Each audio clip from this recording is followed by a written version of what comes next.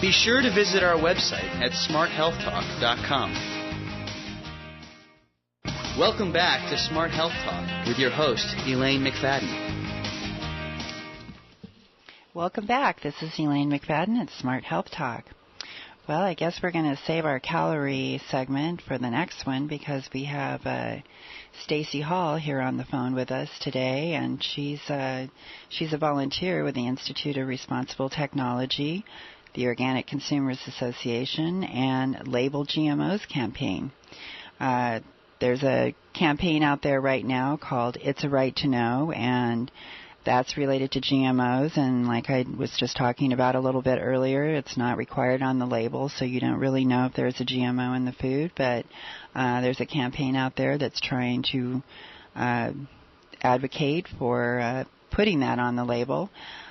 Stacey is also a Southern California coordinator for the that ballot campaign in charge of action groups all over Southern California. So this woman is really out there doing some great things for us. Are you there, Stacey? I am. Thank you.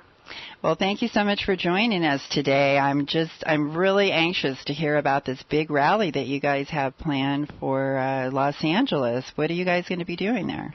Well, along with Millions Against Monsanto, the Organic Consumers Association effort on World Food Day, October 16th, we will have a huge rally at the Westwood Federal Building from 12 to 4. And we're planning on having speakers. We're not allowed to have vendors. We wanted to have vendors, but it's not turning out that way. But it's going to be a great time. Everybody should come out. Well, so I would like to, first of all, find out, this rally, this is a big undertaking, and when you look at the cause behind it, I'm curious what motivated you to actually get involved with all this in the beginning.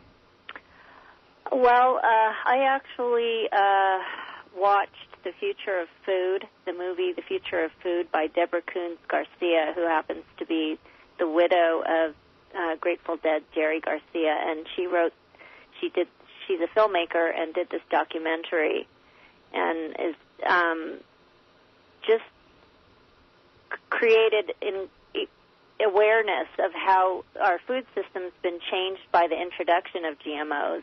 And it's just a fantastic movie, and it brings up so many emotions when you watch it. We're showing it all over Southern California in our action groups just to educate people and to get them to understand what's happened to our food system and how genetically modified organisms and it's taking over our food system and the risks of them. So it just brought up a lot of emotions in me, and then I got involved with the Institute for Responsible Technology, and it sort of snowballed, and I met Pam Larry, who is the instigator for the initiative in March, and we've been working together ever since. So when you talk about emotions, what were the emotions that you were feeling when you were watching the movie? Well, this movie brings up a lot of emotions. It can bring up sadness. It can bring up anger. It can bring up confusion. So there's just a lot of emotions that come up when you watch this movie because people don't know what's happened to our food system. So it's a real eye-opener for most people. It's like an awakening. Do you find that it's hard for some people to even comprehend the scope of it and to kind of like accept this as a reality? I think it's very hard, and it's almost like reading the most scary book you've ever read that's happening to our food system.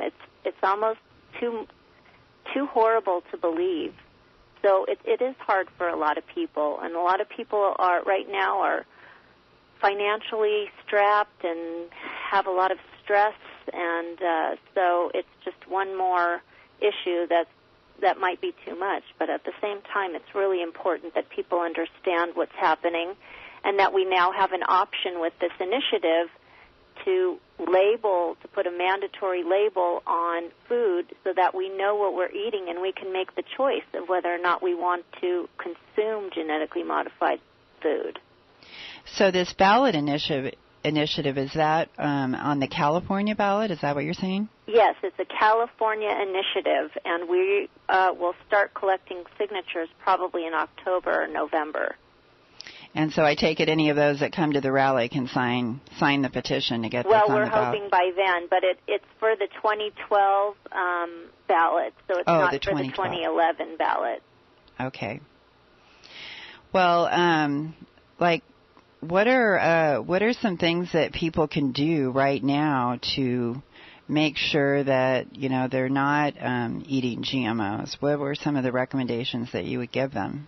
Yeah, well, the first thing is buying organic is probably the best way to know. Organic food is not allowed to use genetically modified seeds or pesticides or anything like that. So if you're buying organic, you're safe. And you should also know that the crops that are being grown that are genetically modified are corn, soy, canola, cottonseed, sugar beets, some crookneck squash, and zucchini and Hawaiian papaya. So it's not everything, but when you look at processed food, you'll be hard-pressed to find something that doesn't have some type of corn in it, whether it's high fructose corn syrup or corn starch or something like that, and canola or soy lecithin, even that is genetically modified.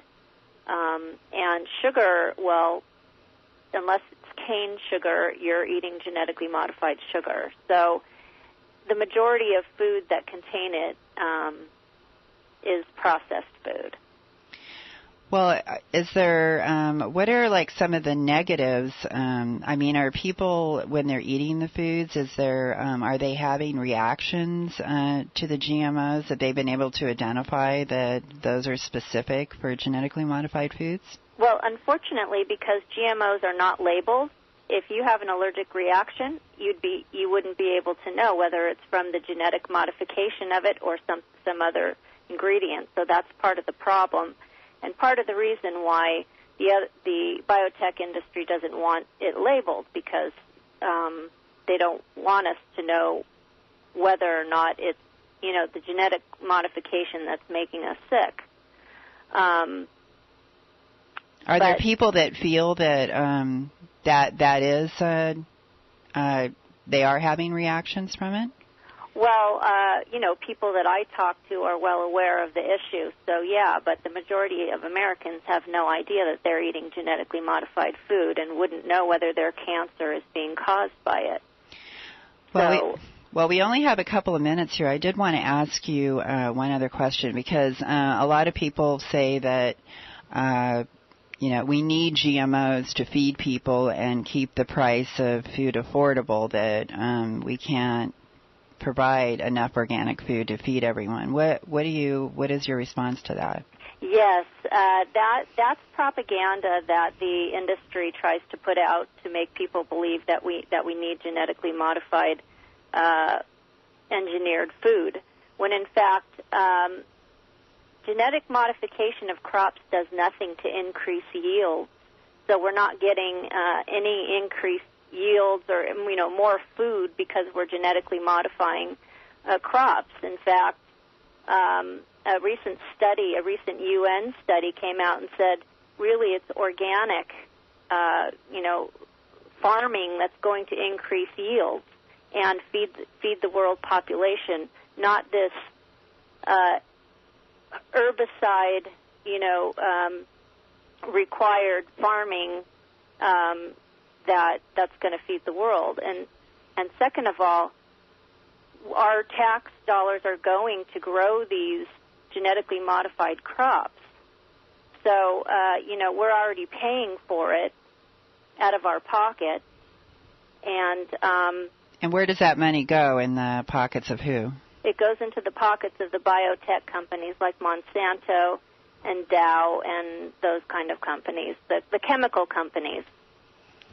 Okay, well, remind us again when the date and the time of that rally is. And just to let all of you know that we are going to be posting a link on our website that will take you to more information on this rally. So go to Smart Health Talk and look for that. But go ahead and tell us again, Stacey, when that big rally is happening. The Los Angeles rally is October 16th from 12 to 4 at the Westwood Federal Building. Come out and join us. Bring signs. We need to let the world know that we want our food labeled. 30 countries require mandatory labeling, but not in the United States. Well, I think we need to get with the program. So. Yes. Okay, well, thank you so much, Stacey, for calling in and sharing that with us. That's been some really important information for our listeners. Thank you for letting me share it. Okay. All right. Bye-bye. Okay, this is Smart Health Talk, KCAA Radio, 1050 AM. Please come back and join us when we talk about calories. Be sure to visit our website at smarthealthtalk.com.